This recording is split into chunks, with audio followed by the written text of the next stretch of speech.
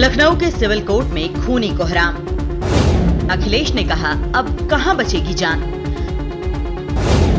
जो सबसे सुरक्षित जगह वहीं हत्या। अतीक के मर्डर की तरह जीवा का मर्डर। संजीव जीवा की हत्या से यूपी की राजनीति फिर से गरमाई। पहले अस्पताल के सामने मर्डर, अब अदालत में हत्या। जहां इंसाफ की लड़ाई लड़ी जाती है, वहीं एक कुख्यात अपराधी को जज के सामने ऑन द स्पॉट गोली मार दी जाती है। उत्तर प्रदेश के कानून व्यवस्था के गुणगान करने वाले इन तस्वीरों को देखकर समझ लीजिए कि प्रदेश में लॉ एंड ऑर्डर को बदमाश कैसे धता बता रहे हैं।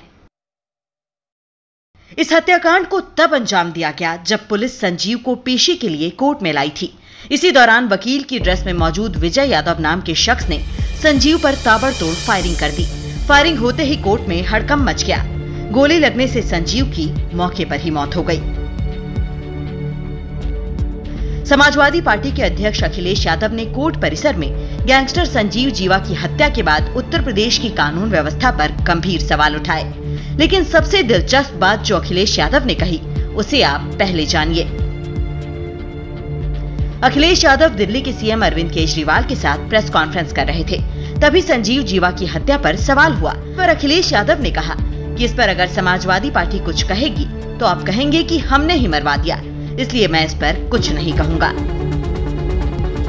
समाजवादी पार्टी लगातार कानून व्यवस्था के मुद्दे पर योगी सरकार को घेर रही है। अखिलेश यादव ने एक बार फिर आक्रोशित होकर कहा कि यहाँ कोई भी सुरक्षित नहीं।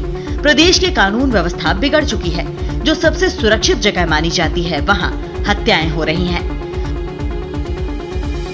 अखिलेश ने सवाल उठाया कि क्या दिल्ली और लखनऊ के इंजन टकरा रहे हैं।